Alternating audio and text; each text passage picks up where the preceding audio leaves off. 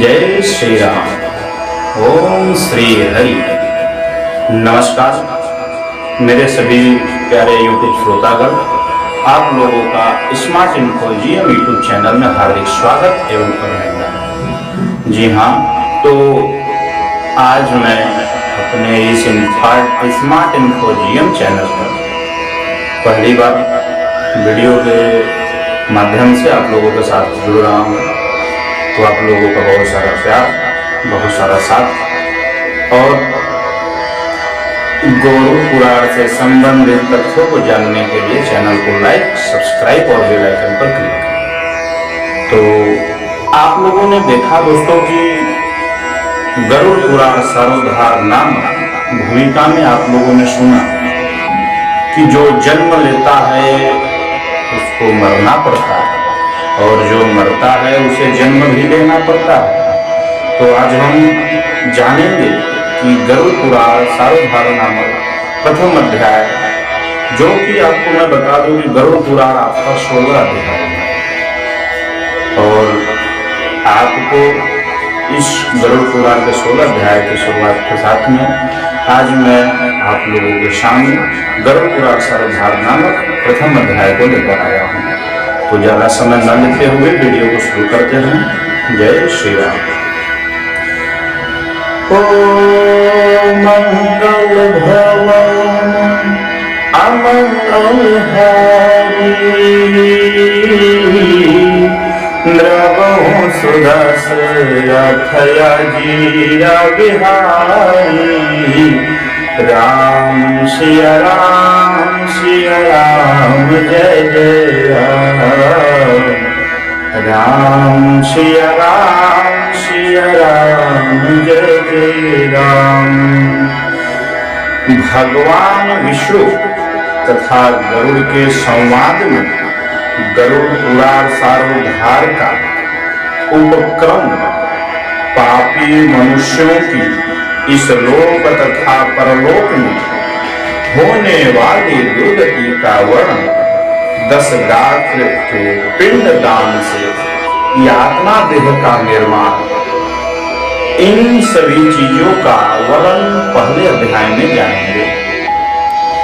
धर्म दिव्य बद्ध मुलो वेद स्कंद पुराण शाखाद्य क्रतु शुभो मोक्ष फलो मधुसूदन पाद को जयति।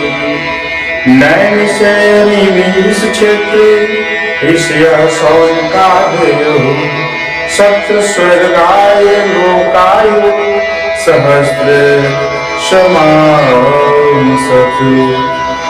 धर्म ही जिसका सुदृढ़ मूल है, वेद जिसका स्कंध है, पुराण रूपी शाखाओं से जो समृद्ध है, यज्ञ जिसका पुष्प है और मोक्ष जिसका फल है, ऐसे भगवान मधुसूदन रूपी पादप कल्प वृक्ष की जय हो। देव क्षेत्र नैमिषारण्य में स्वर्गलोक की प्राप्ति की कामना से सौनकादि ऋषियों ने एक बार सहस्त्र वर्षों में पूर्ण होने वाला यज्ञ प्रारंभ किया। तो एकदा मनुयः सर्वे प्रातोर्होतन्तारज्ञः सकृतं सूतमाशिनं पप्रचोरीदमाद्रात्। एक समय प्रातः काल के हवनादि कृत्यों का संपादन करके उन सभी मुनियों ने सत्कार किए। गए आसनासीन सूत जी महाराज से आदर पूर्वक यह पूछा, कथितो भवता सम्यक् देव मार्गः सुखप्रदः इदानीं श्रोतुमिच्छामोऽयं मार्गं भयप्रदम् तथा संसार दुःखिनी तत्क्लेशक्षया साधनम्। एहि कामोऽस्मिकान् क्लेशान् यथावत् मोहसि। ऋषियों ने कहा, हे सूत जी महाराज, आपने सुख देने वाले देव मार्ग का सम्यक निरूपण किया है। इस समय हम लोग भयावह यम मार्ग के विषय में सुनना चाहते हैं। आप सांसारिक दुखों का और उस क्लेश के विनाश साधनों को तथा इस लोक और परलोक के क्लेशों को यथावत वर्णन करने में समर्थ हैं, अतः उसका वर्णन कीजिए। श्रीऊर्ध्वं भो विवक्ष्यामि यममार्गं सदुर्गमं सुखदं घोरसेनानां पापिनां दुःखदायकं यथा श्री विश्वनाथोक्तं वैनतेयायुर्पृच्छते तथैव कथयिष्यामि सन्देहच्छेदनाय वः। सूत जी बोले, हे मुनियों, आप लोग सुने, मैं अत्यंत दुर्गम यम मार्ग के विषय में कहता हूँ, जो पुण्यात्मा जनों के लिए सुखद और पापियों के लिए दुखद है। जो पुण्यात्मा जनक है उनके लिए तो सुखद है और जो पापी जन है उनके लिए दुखद है। गरुड़ जी के पूछने पर भगवान विष्णु ने कहा, जैसा कुछ कहा था मैं उसी प्रकार आप लोगों को संदेह की निवृत्ति के लिए कहूंगा। जिस प्रकार से गरुड़राज पक्षी के पूछने पर भगवान विष्णु ने उनको यम मार्ग की कथा का वर्णन किया, उसी प्रकार से सूत जी मुनियों से कहते हैं। क्या कहते हैं? कदाचित सुखमाशिनं वैकुंठं श्रीहरिं गुरुं विनयावन्तो भूत्वा पप्रच्छ विनतासुतः। किसी समय वैकुंठ में सुखपूर्वक विराजमान परम गुरु श्री हरि से विनता पुत्र गरुड़ जी ने विनय से झुककर पूछा, भक्ति मार्गो बहुविध कथितो भवता मम तथा च कथिता देव भक्तानां गतिरुत्तमा। अधुना श्रोतुमिच्छामि यन्मार्गं भयंकरं त्वद्भक्ति विमुखानां तयचैव गमनं श्रुतं सुदं भवन्नां दिवाच वर्षवर्धिनी तथापि नरकं यान्ति दिगदिगसो नराधमाम्। अतो मे भगवन् ब्रूहि पापिनां या गतिः भवेत् यम मार्गस्य दुःखानि तथा ये प्राप्नुवन्ति। गरुड़ जी ने कहा, हे देव, आपने भक्ति मार्ग का अनेक प्रकार से मेरे समक्ष वर्णन किया है और भक्तों को प्राप्त होने वाले उत्तम गति के विषय में भी कहा है। अब हम भयंकर यम मार्ग के विषय में सुनना चाहते हैं। हमने सुना है कि आपकी भक्ति से विमुख प्राणी वही नरक में जाते हैं। भगवान का नाम सुगंधता पूर्वक लिया जा सकता है। जिह्वा प्राणी के लिए वो अपने वश में है, तो भी लोग नरक को जाते हैं। ऐसे अधम मनुष्यों को बार बार धिक्कार है। इसलिए हे भगवान, पापियों को जो गति प्राप्त होती है तथा यम मार्ग जैसे वे अनेक प्रकार के दुख प्राप्त करते हैं, उसे आप मुझे से कहिए। उन्होंने इसमें कहा कि जो यह जीवा है, जीव है, ये अपने बस में है, फिर भी पाप कर देता है। तो आगे उन्होंने कहते हैं, वक्षे हम यम मार्गं चरेण नरके पापिनो यान्ति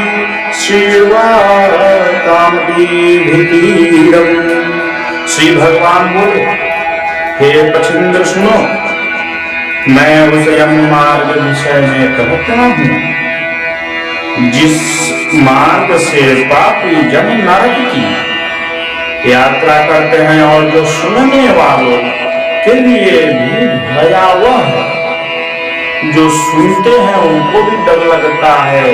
तो ऐसे भयावह गरुड़ का वर्णन करना, आप उसको सुनो। ये ही पाप रातास्ताक्ष्य दया धर्म विवर्जिता दुष्ट संगाश्री सच्छास्त्र सत्संगते परांग मुखा आत्म संभाविता सस्तब्धा धर्मान माधवंदा आसुरं भावं अपना देवी संपत्ति वर्जिता अनेक चित्त विभ्रांता मोहजाल समावृता प्रसक्ता काम भोगेषु पतन्ति नरकेषु ये नरा ज्ञानशीलाश्चैव यान्ति परमागतिं पापशीला नरा यान्ति दुःखेन यातनां पापनीत्मैक्तिकं दुःखं यथा भवन्ति त्रिषु तत्सत्ते मरणं प्राप्य यथा गच्छन्ति यातनां। हे तार्क्ष्य, जो प्राणी सदा पाप परायण है, दया और धर्म से रहित है, जो दुष्ट लोगों की संगति में रहते हैं, सत्शास्त्र और संगति से विमुख है, जो अपने को स्वयं प्रतिष्ठित मानते हैं, अहंकारी हैं तथा धन और मान के मद से चूर है, आसुरी शक्ति को प्राप्त है तथा देवी संपत्ति से रहित है, जिनका चित्त चिंतन अनेक विषयों में आसक्त होने से भ्रांत है और जो मोह के जाल में फंसे हैं और कामनाओं के भोग में ही लगे हैं, ऐसे व्यक्ति अपवित्र नरक में गिरते हैं। जो लोग ज्ञानशील हैं वे परम गति को प्राप्त करते हैं, पापी मनुष्य दुख पूर्वक यम यातना प्राप्त करते हैं और पापियों को इस लोक में जैसे दुख की प्राप्ति होती है, मृत्यु के पश्चात वे वैसी यम यातना को प्राप्त होते हैं। उसे सुनो।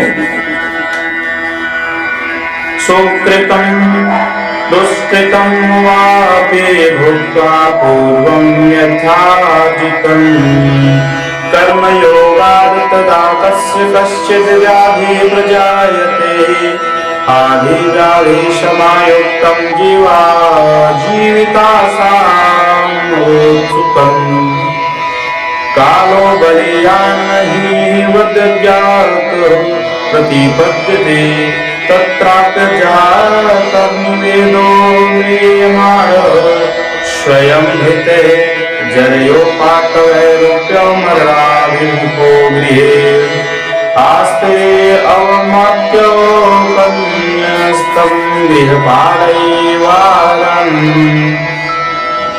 आमया व्यपदीता गृहीरल्पाहारो अल्पचेष्टितः वायुनोपत्रमकौत्तार कपसमुद्रदारितो काश्यश्वा सकृतायास कंठे घुरघुरायते यथोपार्जित पुण्य और पाप के फल को पूर्व में भोग कर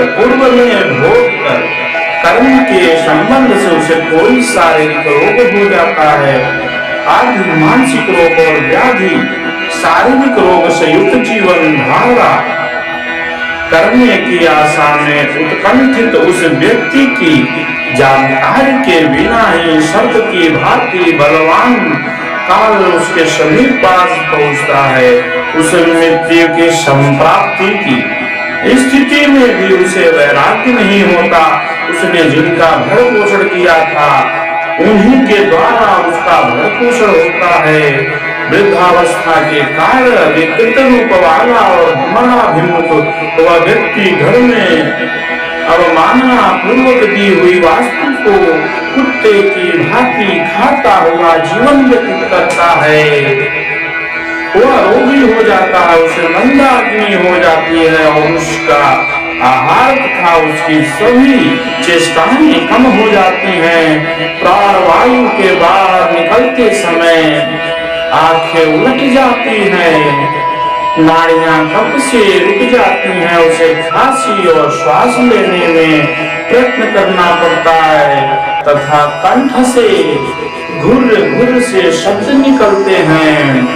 सयारा परिशोचरी परिविता स्वबंधुभि वच्चम आनो अपीनो भूते कालपाशवंशगतः एवं कुटुम्बरे व्यापृतात्मा जितेन्द्रिय म्रियते रुदतां श्वानामोरवेदं स्याद्भि तस्मिन् कंठे ताक्षारे विदृष्टिः प्रजायतो एके भूतं जगत् सर्वं न किञ्चित् वक्तुमीहते। विकलेन्द्रिय संघाते चैतन्ये जडतामृते प्रचलन्ति ततो प्राणायामनिकटवर्तिभिः स्वस्थानाञ्चलिते श्वासे कल्पाख्यो धातुरक्षरः शतवृश्चिषु दंष्ट्रस्य च या पीडासानुभूयते हेन्मुरगीते सोऽथमुखं लालाकुरं भवेत् अधोद्वारे गच्छन्ति पापिनां प्राणवायवः। चिंतामग्न स्वजनों से घिरा हुआ तथा सोया हुआ वह व्यक्ति काल पास के वशीभूत होने के कारण बुलाने पर भी नहीं बोलता। इस प्रकार कुटुंब के घर पोषण में ही निरंतर लगा रहने वाला अजितेंद्रिय व्यक्ति अंत में रोते विलखते बंधु बांधवों के बीच उत्कट वेदांत से संज्ञा सुन होकर मर जाता है। हे गरुड़, उस अंतिम क्षण में प्राणी को व्यापक दिव्य दृष्टि प्राप्त होती है। ऐसा गरुड़ पुराण में कहा गया है कि अंत समय में उस व्यापक मृत शरीर को दिव्य दृष्टि प्राप्त होता है, जिससे वह लोक परलोक को एकत्र देखने लगता है। अतः चकित होकर वह कुछ भी कहना नहीं चाहता। यमदूतों के समीप आने पर सभी इंद्रियां विफल हो जाती हैं, चेतना जड़ीभूत हो जाती है और प्राण चलायमान हो जाते हैं। आतुरकार में प्राणवायु के अपने स्थान से चल देने पर एक क्षण भी एक कल्प के समान प्रतीत होता है और 100 बिच्छुओं के डंक मारने जैसी पीड़ा होती है, वैसी पीड़ा का उस समय उसे अनुभव होने लगता है। वह मरणासन व्यक्ति फेन उगलने लगता है और उस मुख लार से भर जाता है। पापी जनों के लिए प्राणवायु अधोद्वार गुदाद्वार मार्ग से निकल जाते हैं। इसमें बताया गया कि जब मृत्यु अंतिम सैया पर लेटा होता है तो अंतिम समय में उसे भगवान के द्वारा उसको दिव्य दृष्टि दिया जाता है ताकि वह अपने दुख पीड़ों और परलोक के बारे में अच्छे से जान ले सके। लेकिन उस समय उसकी यह दशा हो जाती है कि 100 बिच्छू के डंक बराबर उसे दर्द होता है। इसीलिए कुछ कहा गया है कि एक दिन यही माटिया में सबही के श्रृंगार होई हो, कि एक दिन यही माटिया में सबही के श्रृंगार होई हो, कि जब पिंजरा से पंछी फरार होई, कि जब पिंजरा से पंछी फरार होई, कि एक दिन इसी मिट्टी में सबका श्रृंगार हो जाएगा। और जिस दिन पिंजरा से पंछी फरार हो जाएगा, पिंजरा से पंछी का मतलब है जब प्राण शरीर से निकल जाएंगे तो ये काया मिट्टी की काया मिट्टी में, ओ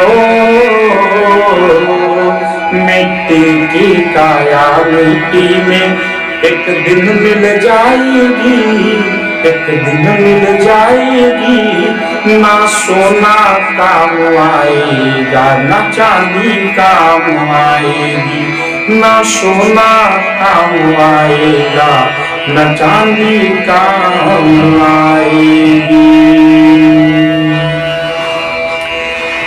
इयं दूतो तदा प्राप्तो भीमं सर्वेक्षणो, पाशदण्डधरो नग्नो दन्ते कटकटायतो, ऊर्ध्वकेशो कातविश्रो वक्त्रतुण्डो नखायुधो, स दृष्ट्वा तस्थहृदयश्च कृतन्मूत्रां विमुञ्चित, अंगुष्ठमात्रा पुरुषो हा हा कुर्वन् कलेवरात्, तदेव गृह्यते दूतव्यामिः पश्यन्नाश्वकं ज्ञेयं, यातना देहं आवेद्य पाशैर्बद्ध्वा गले बलात्, नयतो दीर्घमार्गान् नरकाणां पुनः पुनः। उस समय दोनों हाथों में पाश और रंग धार किए, नग्न दांतों की कटकटाते हुए क्रोध पूर्वक नेत्र वाले यम के दो भयंकर दूत समीप आते हैं। जब मृत्यु शैया पर शरीर लेटा रहता है तो उस समय दोनों हाथों में और पूरे नग्न होकर दांत कटकटाते कटकटाते, बड़े बड़े दांत, बड़े बड़े केश, भयंकर यम के दूत आते हैं। उनके केश ऊपर की ओर उठे रहते हैं, उनके केश ऊपर की ओर उठे रहते हैं और वे कौवे के समान काले होते हैं और टेढ़े मुख वाले तथा उनके नख आयुध की भांति होती है। उन्हें देखकर भयभीत हृदय वाला वह बड़ा संसारी मलमूत्र विसर्जन करने लगता है। जब मृत्यु शैया पर लेटा हुआ व्यक्ति जब यम के दूतों को देखता है तो उसी शैया पर मलमूत्र का त्याग कर देता है। अपने पांच भौतिक शरीर से हाय हाय करते हुए निकलता हुआ तथा यमदूतों के द्वारा पकड़ा हुआ अंगुष्ठ मात्र प्रमाण पुरुष अपने घर को देखता हुआ यमदूतों के द्वारा यातना देह से घर की ढक करके गले में बलपूर्वक पासों से बांध कर सुदूर यम मार्ग पर यातना के लिए उसी प्रकार ले जाया जाता है जिस प्रकार राजपुरुष दंडनीय अपराधी ले जाते हैं। इसी प्रकार ले जाए जाते हुए जीव को यमदूत के तर्जना करके डराते हुए नरकों के तीव्र भय का पुनः पुनः वर्णन करते हुए सुनाते हैं। जब मृत्यु के पश्चात यमदूत आते हैं तो उसके किए गए कर्म का दंड तो देने का अधिकार यमराज को है, लेकिन उनके जो यमदूत होते हैं उनको उस प्रकार से घसीट कर ले जाते हैं जिस प्रकार से एक राजा अपराधी को दंड देता हुआ घसीट कर कोड़े मारते हुए लेकर आता है। कहता है शीघ्रं प्रचल दुष्टात्मन यास्यसि त्वं यमलायनम् कुंभीपाकाधीन रंकास्त्वां नयावोद्यमाचिरम्। यमदूत कहते हैं अरे दुष्ट, हे दुष्ट शीघ्र चल, तुम यमलोक को जाओगे। आज तुम्हें हम सब कुंभीपाक आदि नरकों में शीघ्र ही ले जाएंगे। एवं वाचस्तराश्रवन् बहुनां क्रोधितं तथा उच्चैर्धायते विलपसं तारे यं किंकरे तयोर्निभे महिरस्तजनैर्नाथवेदुः पथिष्वभिरक्षराम्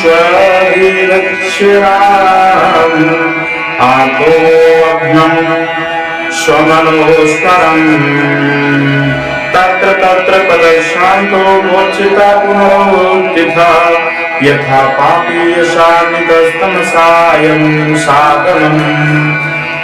इस प्रकार यमदूतों की वाणी तथा बंधु बांधवों का रुदन सुनता हुआ वह जीव जोर से हाहाकार करके विलाप करता है और यमदूतों के द्वारा प्रताड़ित किया जाता है। यमदूतों की तर्जमाओं से उसका हृदय विलाप विघ्न हो जाता है।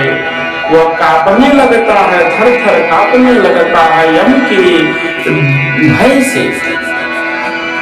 रास्ते में उसे कुत्ते काटते हैं और अपने पापों का स्मरण करता हुआ और पीड़ित जीव यम मार्ग में चलता है। भूख और प्यास से पीड़ित होकर सूर्य लावाग्नि एवं वायु के झोंकों से संतप्त होते हुए और यमदूतों के द्वारा पीठ पर कोड़े से पिटे हुए जाते हैं। उस जीव को तपी हुई वायु का पूर्ण तथा विश्राम रहित और जल रहित मार्ग पर असमर्थ होते हुए बड़ी कठिनाई से चलना पड़ता है। वह थक कर जगह जगह गिरता हुआ, मूर्छित होता हुआ वो पुनः उठकर पापी जनों की भांति अंधकार पूर्ण यमलोक में ले जाया जाता है। जाते जाते उसको जलते हुए बालू पे चलना पड़ता है। जहाँ भी उसको धूप मिलती ही नहीं है, कहीं भी छाया नहीं होती है। प्रकार से देखा जाए तो हमेशा धूप ही लगती है। वो थक कर बैठना चाहे तो भी नहीं बैठ सकता, क्योंकि वहाँ धूप ही धूप है, छाया कहीं भी नहीं है। इसलिए कहा जाता है कर्मण्येवाधिकारस्ते मा फलेषु कदाचन कर्म फल हेतु धर्मा ते संगोऽस्ति तन्नरा। कर्म करो, फल की चिंता मत करो। कर्म देने का अधिकार प्रभु को है, आपको नहीं। इसीलिए कर्म करो, कर्म ही मनुष्य की प्रधानता होती है। त्रिभुवनोदयव्याम वानियते तत्र मानवः प्रदर्शयन्ति ऋतास्ता घोरा नरकयातनाः मोहतमात्रात् परिक्रम्यपम् वीक्ष्य भयपूर्णां यमाज्ञा समदूते पुनरायाति खेचरयागम्य वासनाब्दो देहमिच्छन्यमानुगे धृतः पाशेन रोदति शीर्षोत्रेन्द्रियापीडितः। 2 अथवा 3 मुहूर्त में वह मनुष्य वहां पहुंचाया जाता है और यमदूत उसे घोर नरक यातनाओं को दिखाते हुए मुहूर्त मात्र में यम को और नर नार की यातनाओं को भय को देखकर वह व्यक्ति यम की आज्ञा से आकाश मार्ग से यमदूतों के साथ पुनः इस लोक मनुष्य लोक में चला जाता है। मनुष्य लोक में आकर अनादि वासना से बंध हुआ जीवन देह में प्रविष्ट होने की इच्छा रखता है, किंतु यमदूतों द्वारा पकड़कर पास में बांध कर दिए जाने से भूख और प्यास अत्यंत पीड़ित होकर रोने लगता है। जब यमदूत उसको लेकर यम मार्ग के पास जाते हैं, यम के पास 2 दिन पहर के बाद उसको ले जाते हैं, तो यमराज के कहने पर आकाश मार्ग से होता हुआ जीवात्मा अपने मृत शरीर में वापस आने के लिए दौड़ा चला आता है, लेकिन यमदूत उसको पकड़कर उसको घोर यातनाओं से दंडित करते हैं। बहुकते पिंडम सुते रक्तम दानम चातुर्कालिकम तथापि नास्ति कष्टाक्षतिप्तिम याति न पातिकी पापिनां नोपातिष्ठन्ति दानं साध्यं जलाञ्जलिः तत् शुद्ध्याकुला यान्ति पिण्डदान भोजोऽपि ते भवन्ति प्रेत रूपास्ते पिण्डदान विजिता कल्पं निरञ्जनाय भ्रमन्ति बहुरूपिताः। हे पार्थ, वह पातकी प्राणी पुत्रों से लिए हुए पिंड तथा आतुर काल में दिए हुए दान को प्राप्त करता है तो भी उस नास्तिक को तृप्ति नहीं होती। पुत्र आदि के द्वारा पापियों के उद्देश्य किए गए श्राद्ध दान तथा जलांजलि उनके पास करती नहीं, अतः पिंडदान का भोग करने पर वे भी क्षुधा से व्याकुल होकर यम मार्ग में जाते हैं। जिनका पिंडदान नहीं होता वे प्रेत रूप में होकर कल पर्यंत निर्जन वन में बहुत दुखी होकर भ्रमण करते हैं। जिस भी मनुष्य का पिंडदान नहीं होता है, प्रेत योनि में कल्पंत निर्जन वन में बहुत दुखी होकर भ्रमण करते रहता है। ना भुक्तम क्षेते कर्म कल्पकोटि सतैरपि अभुक्त्वा यातना जंतो मानुष्यं लभते नहीं। अतो अज्ञातश्रुतं पिण्डदान दिनेषु ददसु दीज प्रत्यहं ते विभाज्यन्ते चतुर्भागे खगोत्तम भागद्वयं देहस्य पौष्टिदम् भूतपञ्चके तृतीयं यमदूतानां चतुर्थं सोपजीवित अहोरात्रस्य नवमे प्रेता पिण्डमाप्नुयात् जन्तु निस्पन्देहस्य वस्मे बलम् आप्नुयात् दग्धे देहे पुनर्देहे पिण्डदेहे रोदग्धे खग हस्तामात्र पुमान् येन पति भुङ्क्ते शुभाशुभम्। सैकड़ों करोड़ों कल्प बीत जाने पर भी बिना भोग किए गए कर्म फल का नाश नहीं होता। जब तक वह पापी जीव यातनाओं का भोग नहीं कर लेता, तब तक उसे मनुष्य शरीर भी प्राप्त नहीं होता। हे पक्षी, इसीलिए पुत्र को चाहिए कि वह 10 दिनों तक प्रतिदिन पिंड दान करे। पुत्र को चाहिए कि अपने पिता के मृत्यु के पश्चात 10 दिन तक 10 गात्र तक उसको पिंड दान करना चाहिए। वे पिंड प्रतिदिन 4 भागों में विभक्त होते हैं।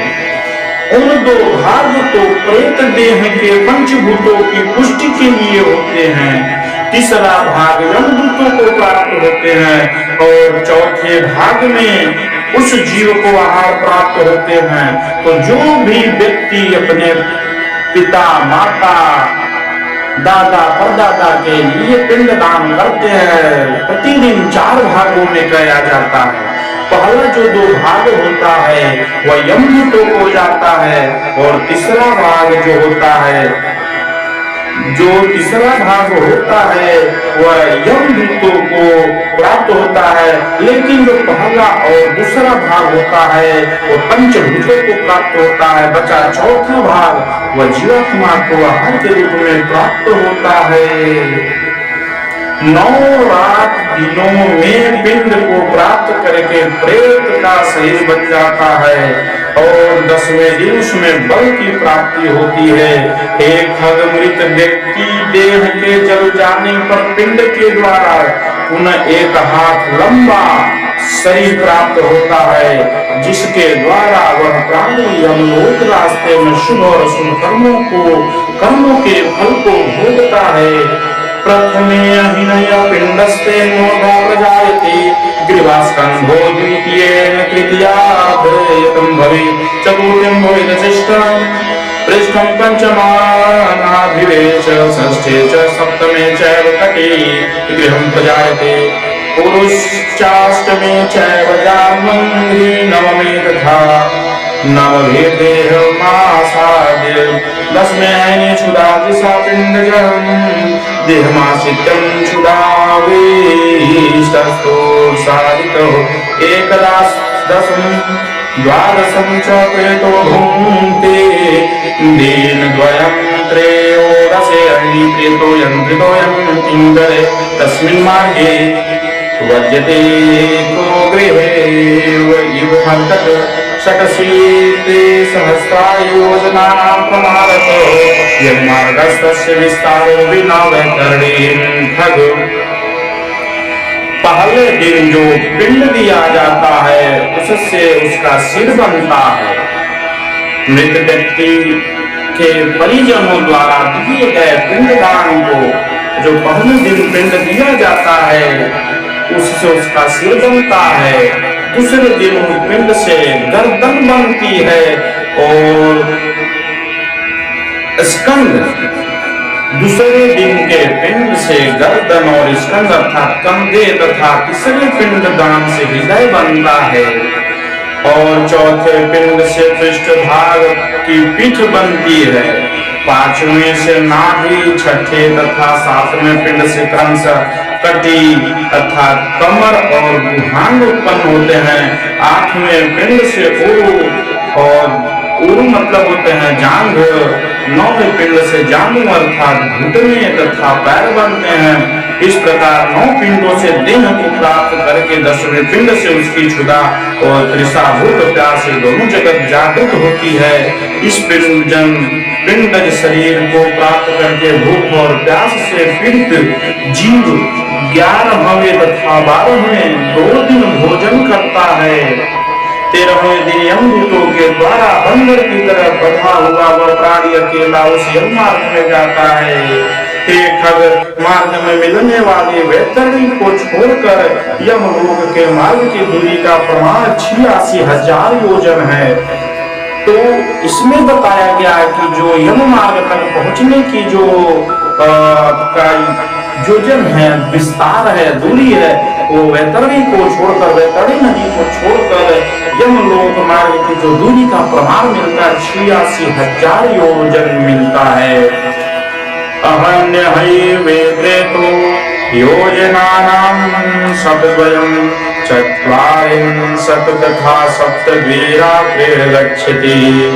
अतीत्य क्रमशो मार्गे पुराणिमानि षोडश प्रयाति धर्मराजस्य भवनं पातकी जनः सौम्यं शौरिपुरं नगेन्द्र भवनं गन्धर्ववेशालागमो क्रौञ्चं पुरुर्पुरं विचित्र भवनं महापदं दुःखदं नानाकन्दपुरं सुतप्त भवनं रौद्रं वायुवर्षणं सितान्य बहुविधि धर्म भवनं यं यं पुरं चाग्रत याम्यमाशधृताः पापी हाहेति प्रदूरन् पतिष्वगृहं तु परित्यज्य पुरं याम्य मनोवर्जेत।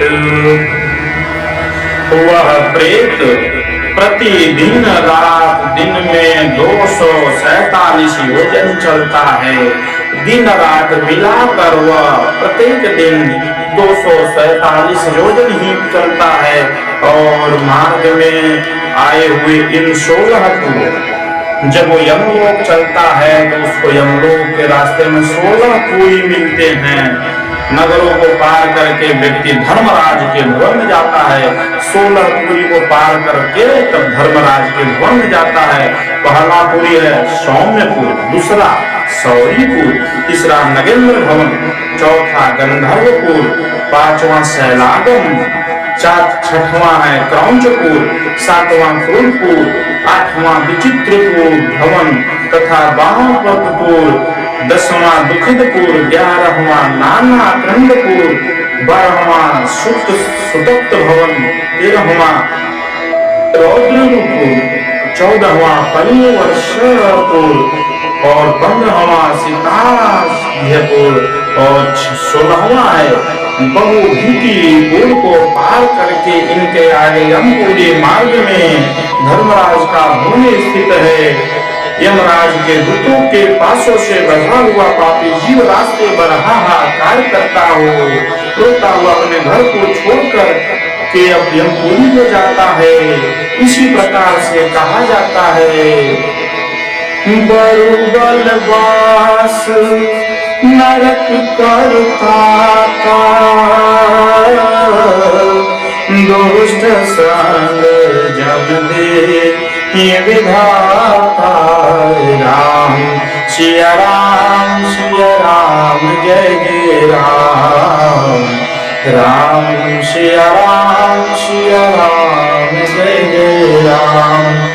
इसीलिए कहा जाता है बहु बलवास नरक करता दुष्ट संग जन दे विधाता।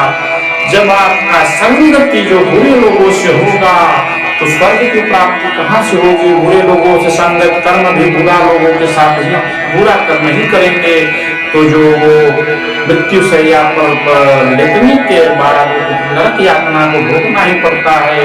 इसीलिए और इसी बातों को अपने पूर्ण विराम देते हुए गरुपुराण सारोद्धार नामक प्रथम अध्याय को पूरा हुआ। इसीलिए सभी लोग प्रेम से बोलिए श्री राम जय जय राम, श्री राम जय जय राम। मंगल भवन अमंगल हारी, उमा सहित जेहि जप तपुरारी। राम सिया राम सिया राम जय जय राम, राम सिया राम जय जय राम, जय श्री राम। तो इसी गरुड़ पुराण सारोद्धार अंतर्गत पापियों को इस लोक तथा परलोक का दुख का निरूपण नामक पहला अध्याय पूरा होता है। तो आप सभी श्रोतागण से निवेदन है कि आप सभी लोग हमको इस प्रकार से वीडियो जो मैं बनाता हूँ भगवान की चर्चा के लिए, मैं बहुत भाग्यशाली हूँ जो भगवान ने मुझे इसके लिए चुना। तो आप लोगों का प्यार और आशीर्वाद ढेर सारा चाहिए। चैनल को लाइक सब्सक्राइब और बेल आइकन पर क्लिक करके आप लोग हमको आगे बढ़ने का मौका दें। और मैं आपको विश्वास दिलाता हूँ कि आपके लिए हुए प्यार को मैं भली भांति समझूंगा और आप लोगों का हमेशा वर्ण करता रहूंगा। प्रेम से बोलिए जय श्री राम।